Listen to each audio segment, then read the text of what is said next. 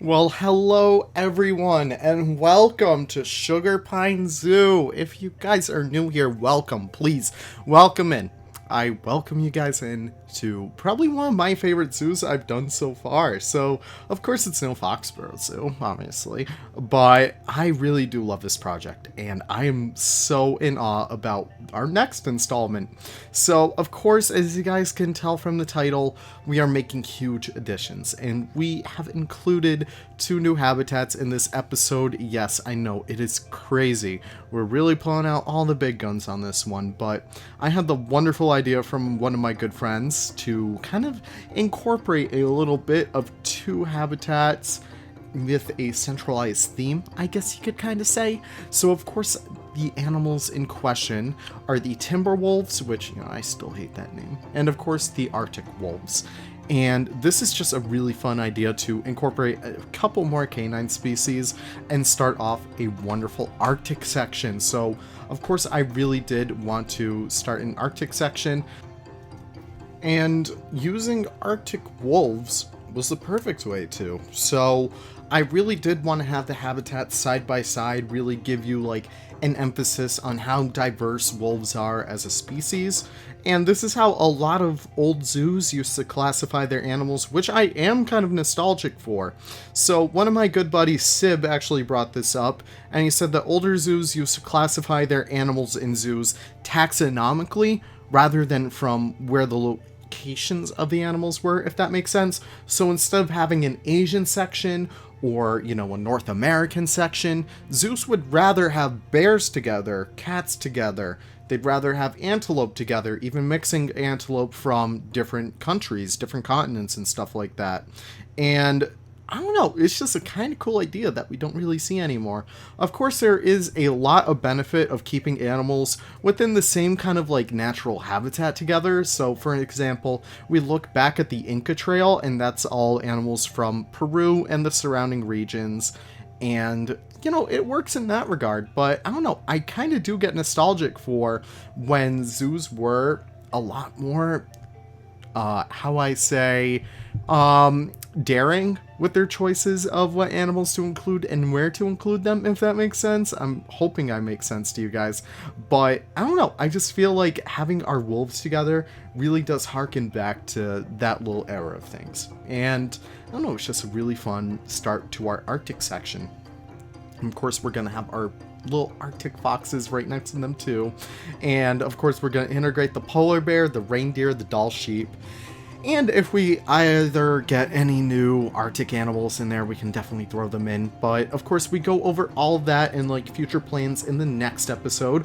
And by the way, the next episode will have the first workshop link to the progress of the zoo. So you guys can pop in here, you can take all the pictures you want. You can even build your own zoo off of this. And this is something I really want to emphasize. Guys, feel free to use my zoos to build your own off of. Because hey, I'm just one guy with my own vision. You guys are amazing out there. I've seen the works of art that you guys do, and I would love for you guys to give your own spin on this zoo as well. So definitely do check the description in the next episode for all that goodness. But here we go, starting off the wolves. So I did want to have this little bit of a kind of pathway down, kind of like mixing up the elevation, having it be a little bit lower than everything else, kind of like you look back up. And you get some incredible vistas, by the way, at the end of this episode. And I did want to have this little first wolf habitat be a little bit tiered. All of them are kind of tiered like that, I guess. And I wanted to have that little viewing structure over there. You'll actually see that in action a little bit later. And of course, continuing the staff path back there. You guys may be new here, may be wondering how I got the path that thin. I do have Kai's free build mod, which allows me to place paths anywhere I want. If you want paths underwater, please go for it. You can use that mod to achieve that. If you want to make paths cross over each other, sure, it'll mess up the guest navigation, but of course that works. And I use that for a lot of different builds of mine. I'm using it for the parking lots. I'm using that for everything. Heck, you can even use paths as decoration. A little bit of a fun idea right there, but we'll get into that, sometime down the line. I don't know.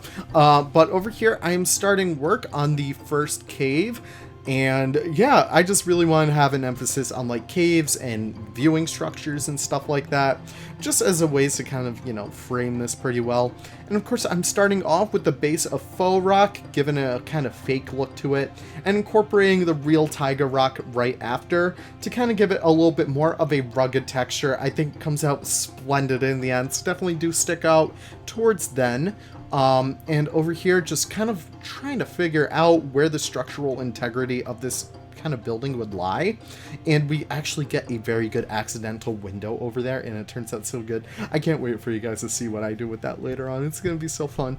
But of course, here we are laying down the other rocks, making sure everything looks nice, everything looks natural. I do cover the entire building with some plants later, just to really sell that, you know, it's really baked into the scene. It's really baked into the zoo itself, and I really do hope you guys enjoy that. I always love putting my own little spin on things. People often say, like, Leaf, you have such a unique style, and I'm like, listen, I'm just building me, you know? And, you know, finding that style of yourself is something very important. And oftentimes, yeah, I'm gonna bounce all over in this episode. It's a 30-minute episode, I'm going everywhere with it. But sometimes the inspiration for your own style comes from a lot of different people. So, of course, you guys who know me, you guys who have been here since the beginning, my channel started because of Drew and Estan. They were my two biggest inspirations back in the day, and they still are to this day. And just their style, you can definitely tell, like, when I stand something up or when I drew something up, it just really shines through the build itself. And I cannot thank them enough for making me the builder that I am today. But of course, you know, the inspiration doesn't end there. I'm taking a lot of inspiration from Yosemite Valley as well. I'm really trying to channel my inner Rudy, if it were. You can see me start to lay out the statues over there for the Arctic section. I really do want to do some signage as well. I'm just not the best at signage yet.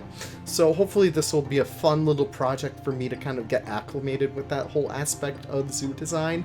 I know I had done a little bit of it in Foxborough Zoo. I've dabbled in it, but nothing too crazy just yet. Maybe this one will be the part where I finally start to make my mark on the signage realm. But over here, you can see me start to do the first viewing platform over here for your little glimpse into the Timberwolf exhibit. Of course, we have Timberwolves first to kind of like ease you into that idea that, oh my god, Arctic wolves are next. They're so cool, literally, because they come from the Arctic. Oh my god, I'm so funny. But of course, having a lot more of a natural setting over here, as opposed to the other side, which is a lot more, how you say, civilized. Not even civilized, but we do have like the harbor theming with the seals and the sea lions. We do have like the covered bridge. Oh, did I spoil that? Oh no, with the moose coming up as well. Just getting all this wonderful theming going on. And theming too. Theming is such a wonderful way to express your inner creativity and further build your own style. And that's something I do want to emphasize. If you guys have an idea for a zoo, just build it. Just go right in and build it. Hell, even if you come up with a crazy idea, like, of course, if you have your own idea, that's fine. Like, of course, if you want to do like an Asian section, even an Asian section modeled off of a specific country, if you want to do a Borneo trail, go for it. If you want to do an Indonesian trail, go for it. If you want to have a Kazakhstan trail, go for it, please. If you guys have any inspiration at all, I want you guys to channel that inner inspiration and run with that. I want you to grab that torch and light the bonfire up. You know what I'm saying? You know what I'm picking up? You know what I'm putting down? I hope you guys are. But going off of that, even if your idea isn't conventional, okay? This is where it starts to get a little bit more funky. If you want to have a Cold War themed exhibit, if you want to have a Cold War themed section, which is kind of like the idea that me and Crocs are going for with our little Arctic zone, I guess, go for it, please. If you want to have a Vietnam War kind of like inspired area, that's a little too touchy right there. No one died in the Cold War, except for, you know, spies and everything else. But if you guys even have like a space race idea, go for it. Like the first animals to go into space, have that be a whole section of your zoo over there. farm to table in Foxborough, that was ripped right from Roger Williams. Hell, you can take inspiration from anywhere you want. You can rip it off from anyone and anywhere, but still make it your own. That's my biggest emphasis over here. Make sure you put that self kind of proclaimed spin on things. Don't just do a one-to-one, make it your own. And I want you guys to really channel that energy. And that was kind of deep right there. But I don't know, I just really do like talking about like inspiration and where you get like inspiration from. Even, I don't know, I just love seeing Crocs' progress in Foxborough itself, because, you know, I just really do love seeing just this wonderful blast of inspiration coming from like all these real zoos and personal experience and even just niche theming. So the Arctic zone in Foxborough Zoo, I guess this is a Foxborough Zoo episode now. Hey, welcome everyone. Even the Arctic section over there is going to have a little bit of a Russian theming. And that's going to be really fun because I don't think I've seen Russian theming in anyone's zoos before. The only Russian theming I've seen is in the career mode of Planet Zoo. I don't think I've seen a single build with like Russian elements or stuff like that. So that's going to be really fun to see. And I hope you guys are really excited for that. I'm building up hype for it. I'm building up hype for it. Go watch the last episode of Foxborough Zoo too. Go watch the tour, get hype for it. Go, of course, Leaf, bring it down, be quiet, calm down. This is Sugar Pine Zoo, and I love Sugar Pine Zoo. You want to know why? Because I get to do so much fun foliage work. Yes, foliage work. That's what I'm doing right now. Look at that segue. So, of course, I did want to incorporate a lot of taiga foliage in here, along with the drin grass. It's kind of like an outlier, I guess you could say. But it was really fun to work with it in here, as well as the entire zoo. It's getting a little tedious. I'm a little tired of the drin grass. I may do like an altitude change just so I don't need to work with that anymore. But of course, it really does pay off in the end. Just taking your time with this entire speed build, I sped it up by like 700, and it's about like 3 hours worth of work in here. It was really fun and really worth it. If you guys just sit down, enjoy the work that you do, and just take it piece by piece. Even with these fences, I do 3 different kinds of fences. Only 3 because I work smarter, not harder. Just doing that, flipping them, making sure that they're rotated, even giving them a little bit of character, it really pays off in the end. And these fences, you don't really notice it, but they really do help to add to, you know, the general vibe. If they looked all the same, it just feels a lot different than if you went through piece by piece and really changed it up. And that's my little inspiration for building piece by piece over there. You can see this vista of the waterfront start to take form over here. I think I extend the water one more time back there, just to give the canoers a little bit more of an area to kind of paddle around in. I know it was originally just that little blob over there, but I added like the little dingling at the end, just so, you know, paddlers and canoers could, you know, have a little bit more room to explore. Maybe even go to the little cave opening over there and say hi to their family who might be sitting by the wolves or something. I don't know, just a little bit more storytelling, a little bit more elements in here just to make it a lot more fun. And working on the waterfront over here really helps to, I don't know, really sell it. I don't know, I'm just really loving this so far. And of course, continuing the fencing down over here, just making sure to keep that consistent.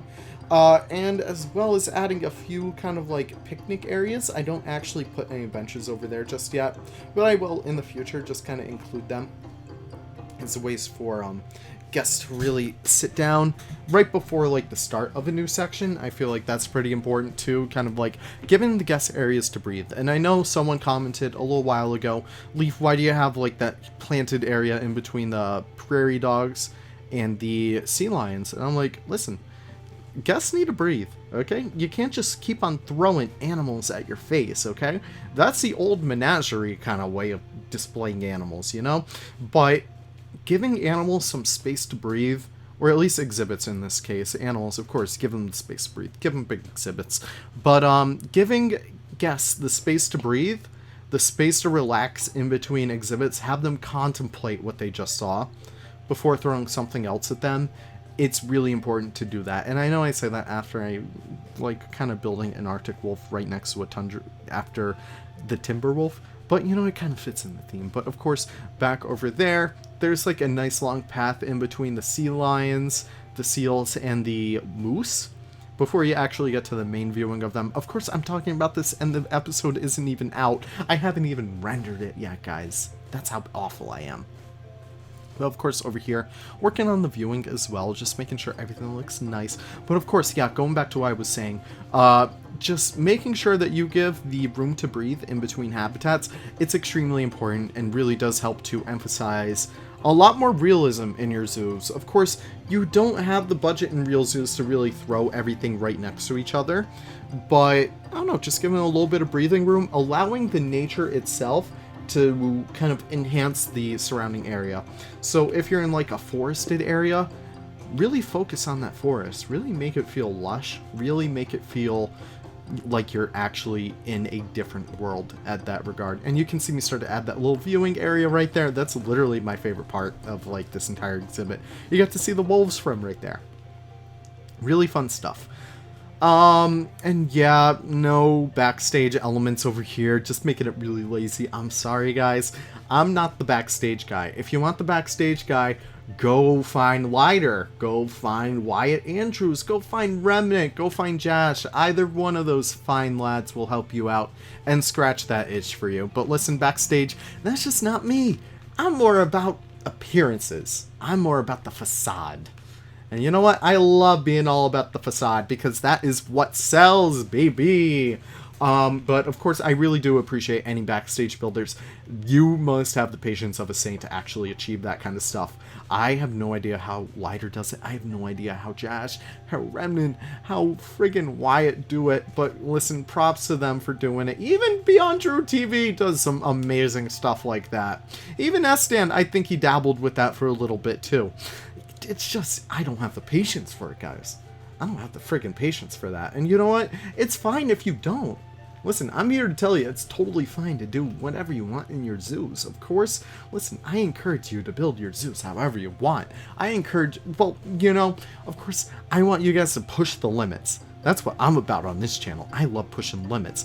I really love seeing innovation. I really love seeing different changes. I love seeing different concepts pop up in zoos. If you keep on doing the same thing over and over again, listen, that's a Voss quote, that's Far Cry 3, baby, that's insanity right there. But if you keep on changing, if you keep on innovating, that's where stuff gets really fun, because you can be a game changer, alright? You can really reinvent the wheel at that rate, and just doing stuff like this, I mean, you know, Sugar Pine, it's, you know, it's a fine little zoo. It's nothing too innovative. Foxborough Zoo is more my zoo that pushes the limits. But even just doing some small stuff like this, having these caves, having this be like an Arctic section kind of being led in by this little pack of canines, it's really fun.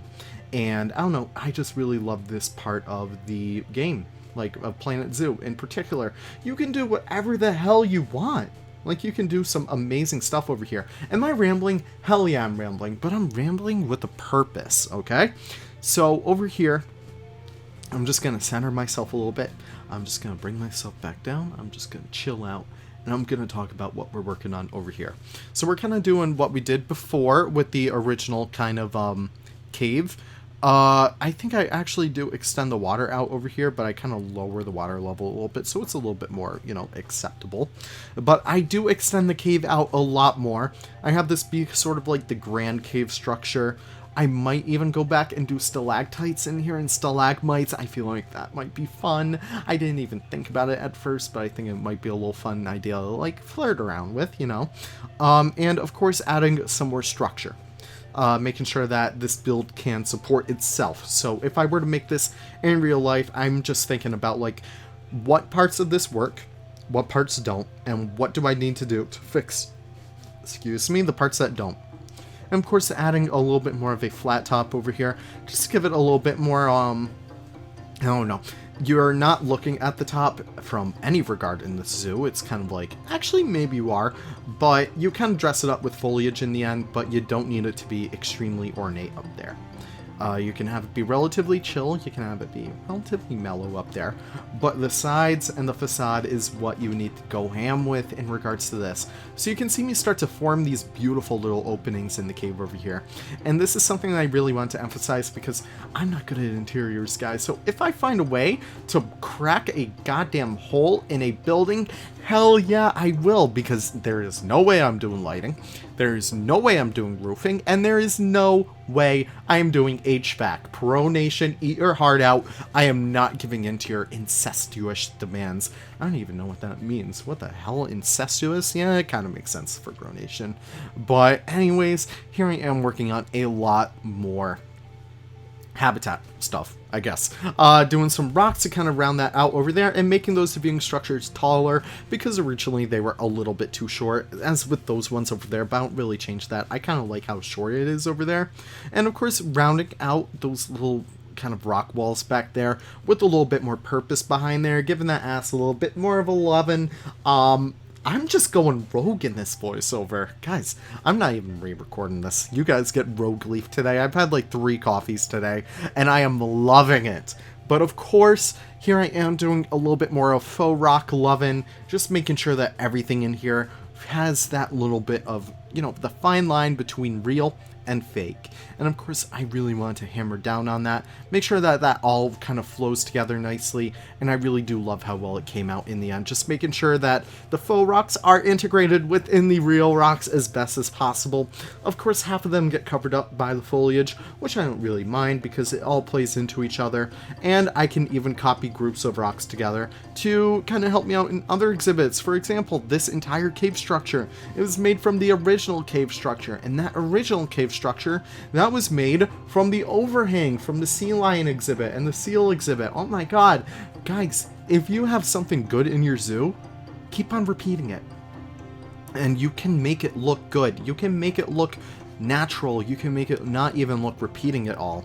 I bet you wouldn't even told that you wouldn't have been able to tell that those were made from that little seal structure over there, because I like to change it up, I like to switch it up, but if I have a good base, I'm going to use that damn base however I please. And I think it came out pretty good in the end. And of course, here we are getting into the lovely little foliage over here. We're almost at the end of the speed build, so if you guys are listening right here, you know what?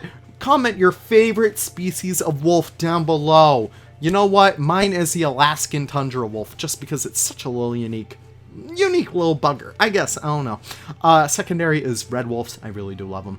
But if you guys are listening at that point, definitely do drop that in the comments down below. It'll be our little secret. But of course, working on the rest of the foliage, carrying through this wonderful theming of the alpine bushes and grasses and stuff like that.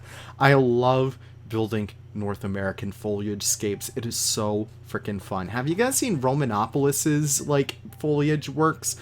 They do such an amazing job. They're even noticed by Frontier. Oh my god, it must be so nice. But anyways, they do some wonderful work, and they are such a big inspiration for this entire park as a whole. Definitely for the more aquatic parts, because they do some wonderful landscapes around lakes and stuff and rivers that I just really want to integrate myself. But nonetheless, here we are putting those sage brushes in, giving it a little bit more of a teal bluish texture. And all the trees. Yeah, I love these trees so much. Just giving it a little bit more height. Well, not even a little bit. Giving this entire build a ton more height. Just making it feel like you're so insignificant amongst the tall pines. Just, I don't know. It just really makes you think. It really makes you think about your purpose in life, you know? Or at least for me. You know, I think about that a lot. And here I am, considering my purpose while doing the voiceover, but you know what, it'll be our little secret.